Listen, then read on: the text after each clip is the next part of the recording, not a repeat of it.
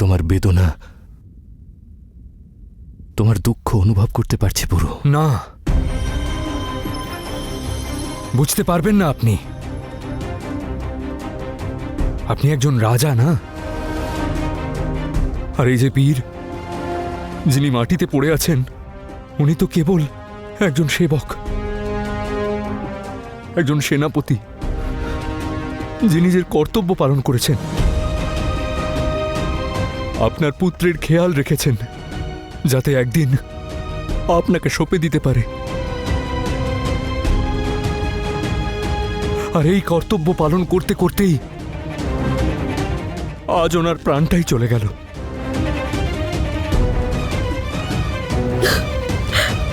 উনি তো শুধু নিজের কর্তব্য পালন করছিলেন, ব্যাস।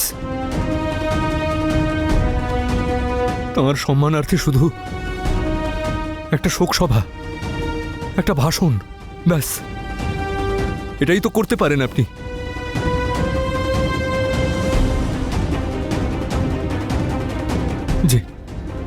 যে আপনার কাছে শুধু এক সেবক ছিল, সে আমার কাছে আমার পিতা।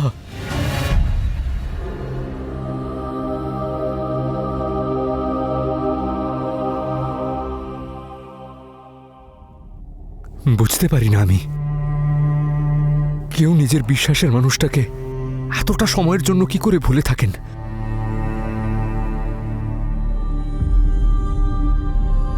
মহারাজ যে জানতেন না রিপুদমন বেঁচে আছেন। মানছি যে উনি জানতেন না,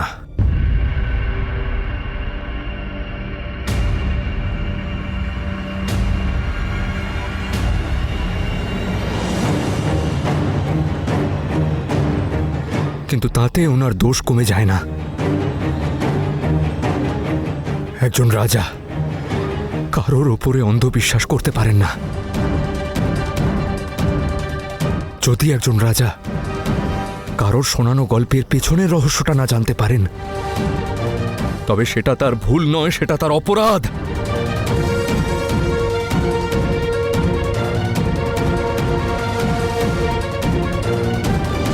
চলুন, মেনে নিলাম আপনি বিশ্বাস করেছিলেন যে সেনাপতি রিপুদমন মারা গেছেন, কিন্তু আপনি কি একবারও চেষ্টা করেছিলেন ওনার পরিবারের ব্যাপারে খোঁজ নিতে?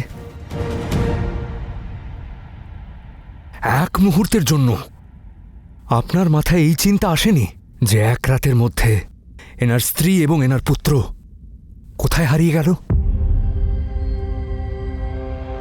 যদি আপনার মনে এনার পরিবারকে সাহায্য করার কথা না এসে থাকে, তাহলে আপনি অপরাধী।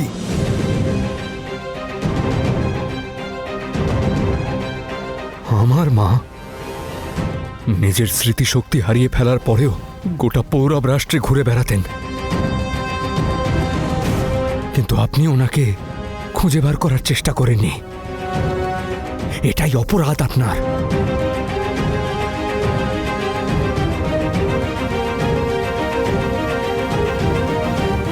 আমি জানি না যে আমার বাবাকে কে হত্যা করেছে,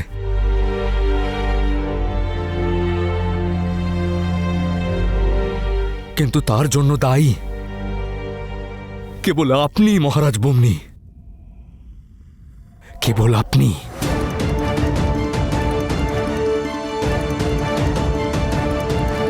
আমি স্বীকার করছি পুরো, আমার ভুল হয়ে গেছে। কিন্তু না মহারাজ, উচিত সময়ে নিজের ভুলটা না স্বীকার করা এটাও একটা অপরাধ। সেই বৃষ্টির কি মূল্য আছে যখন গোটা ক্ষেতটাই শুকিয়ে গেছে? আজ আপনি আপনার ভুলটা স্বীকার করেছেন, কিন্তু তার মানে আপনি এটা ভাববেন না যে আমি আপনাকে ক্ষমা করে দেব। আপনি এখনো শাস্তি পাওয়ার যোগ্য।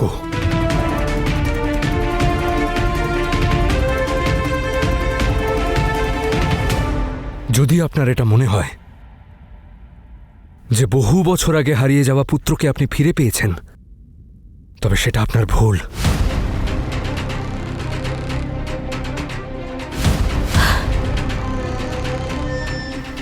কারণ সেই পুত্র এক্ষুনি নিজের পিতাকেই হারিয়েছে।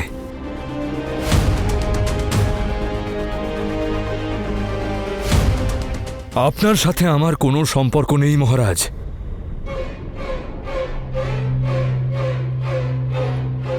আপনি আমার জন্য সর্বদা মহারাজই থাকবেন, পিতা নয়।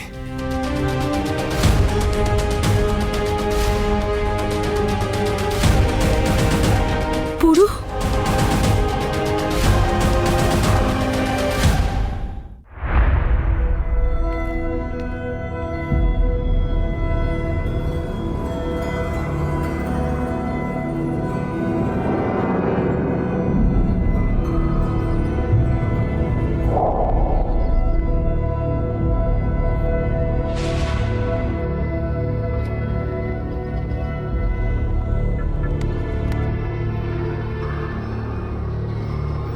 পুরু যে কষ্ট, যে যন্ত্রণার মধ্যে দিয়ে যাচ্ছিল তা অনুভব করে আমিও স্তব্ধ হয়ে গিয়েছিলাম। ও নিজের পরিচয় তো পেল, কিন্তু যে পরিচয় দিল তাকে হারিয়ে ফেলল। ও বর্তমানের পরিচয় তো পেল, কিন্তু অতীতের অবলম্বনকে সে হারিয়ে ফেলল। একদিকে যখন ভারতের রক্ষক পুরু ভেঙে পড়ছিল, অন্যদিকে তখন আলেকজান্ডার তার অস্তিত্বের ভেঙে যাওয়া টুকরোগুলোকে একত্রিত করে এগিয়ে যাওয়ার রাস্তা খুঁজছিল।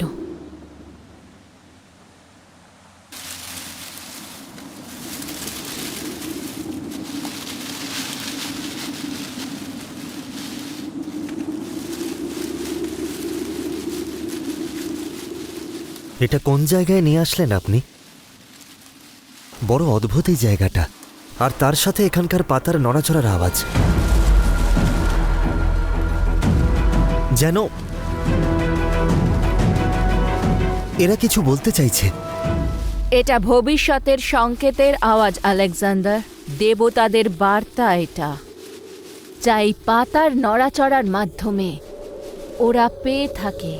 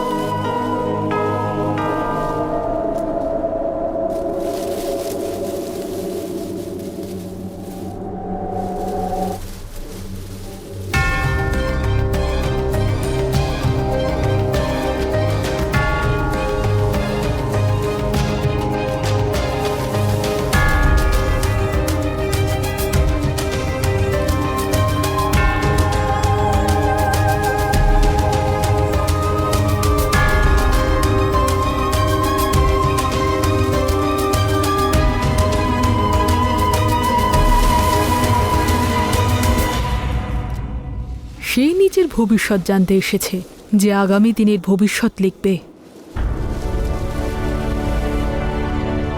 যেন বিদ্যুৎ জানতে এসেছে যে সে কোথায় পতিত হবে। আমার লক্ষ্য জানি, রাস্তা জানতে এসেছি। রাস্তা তো তুমি বেছে নিয়েছো জিউসের পুত্র, ফিলিপসের সঙ্গে দ্বন্দ্ব করে এসেছো। মানুষের এই পৃথিবীতে শাসন করতে চায় যে দেবতার সন্তান। যেখানে তুমি এখন দাঁড়িয়ে আছো আলেকজান্ডার, সেখান থেকে শুধু দুটো রাস্তাতেই যাওয়া যায়।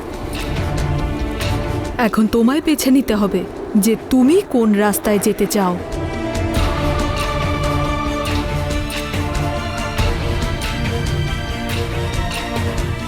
এক রাস্তায় আছে জীবন, আকাশে যতদিন তারা থাকবে সেই রকম লম্বা জীবন। পুত্র, স্ত্রী, বাড়ি সব কিছু থাকবে, থাকবে না শুধু নাম। নাম থাকবে না তোমার। আর দ্বিতীয় রাস্তা, সেখানে পৃথিবী তোমার নাম ভুলতেই পারবে না। তারিখ ভুলে গেলেও যেতে পারে, কিন্তু তোমার নাম কেউ কোনোদিনও ভুলবে না। কিন্তু তার জন্য মূল্য হবে তোমার আয়ু।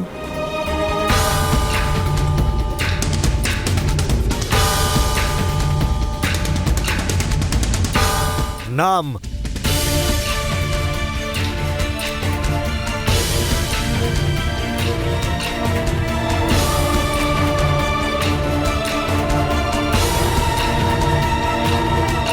জীবন যতই ছোট হোক না কেন, নাম বড় হওয়া উচিত।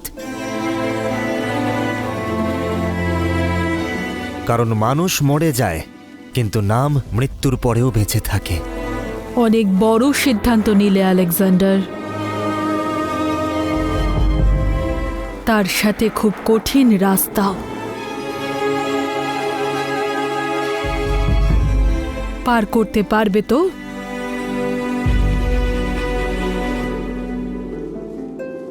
নিজের স্বপ্ন পূরণের জন্য আমাকে যাই করতে হোক না কেন, আমি করব।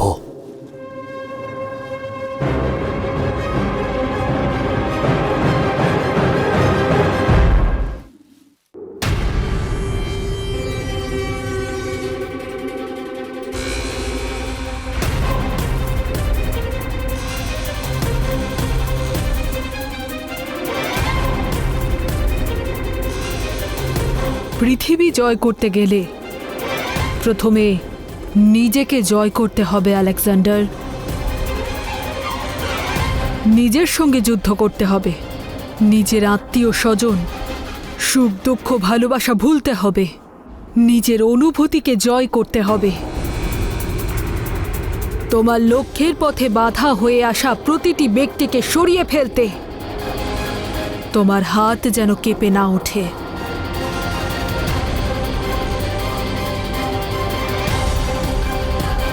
এই মরুভূমির এক প্রান্ত থেকে আরেক প্রান্তে যেতে হবে তোমাকে, আর রাস্তায় যাকেই পাবে শেষ করে দিতে হবে তাকে। তা সে গাছ হোক, প্রাণী হোক বা কোনো মানুষ, যার ভিতরেই প্রাণ আছে, হত্যা করে ফেলবে তাকে।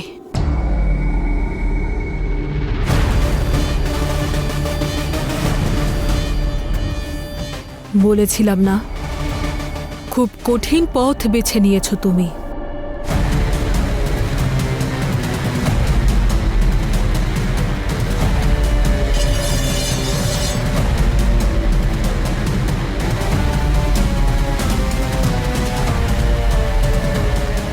সেই লক্ষ্যের মূল্য থাকে না যাকে পাওয়া সহজ হয়।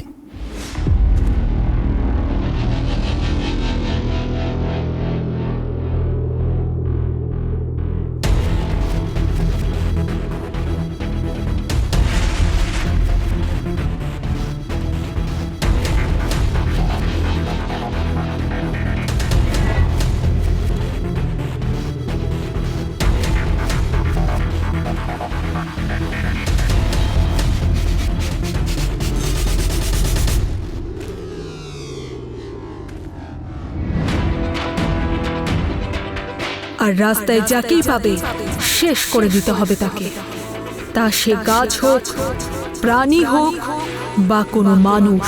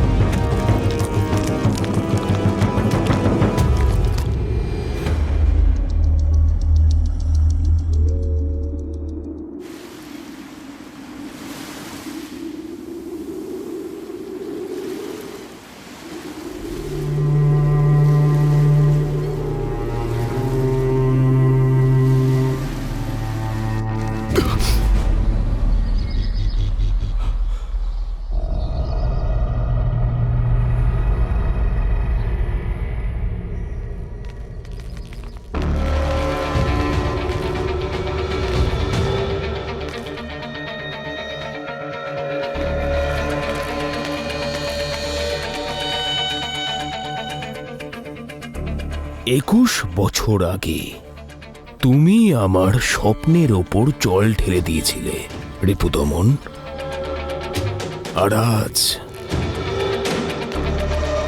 21 বছর বাদে আবার তুমি আমার আর আমার স্বপ্নের মাঝখানে চলে এসেছো। এখন সময় এসে গেছে আমি আমার উদ্দেশ্যের পথের এই কাঁটাকে উপড়ে ফেলে দেব।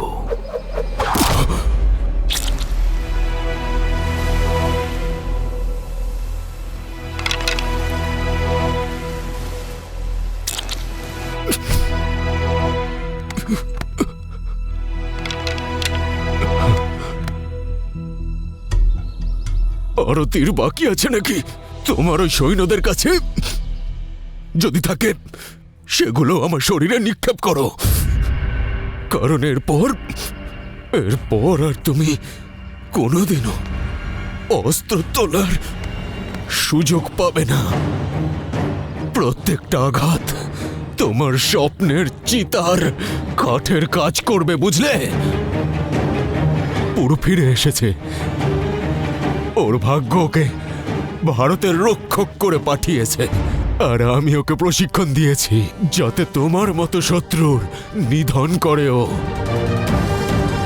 আর এখন তো নিজের পরিবারকেও পেয়ে গেছে, এবার দাঁড়ায়স, ও নিজের প্রতিশোধ নেবে। আর মনে রেখো, তোমাকে দেশ থেকে ঘাড় ধাক্কা দিয়ে বের করবে।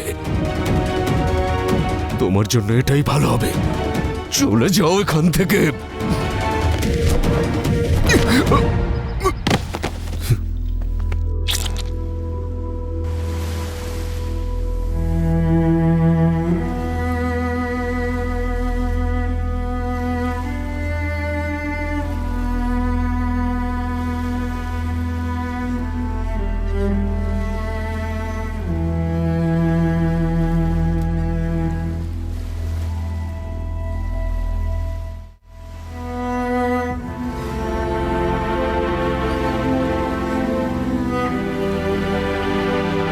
পুরু, সজ্জন কাকার দেহ দস্যু রাজ্যে নিয়ে যেতে হবে।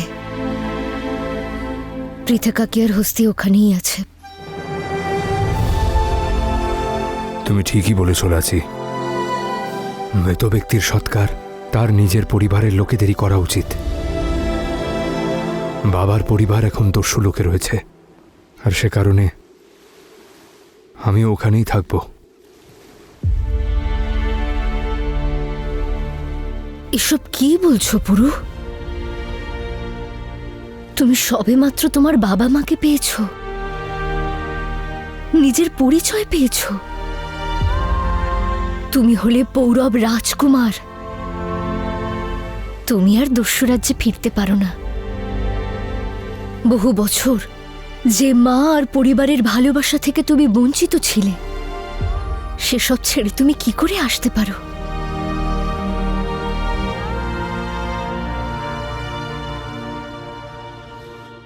আমি পারস্যকে জয় করতে চাই। যাও, আলেকজান্ডারকে খবর পাঠাও।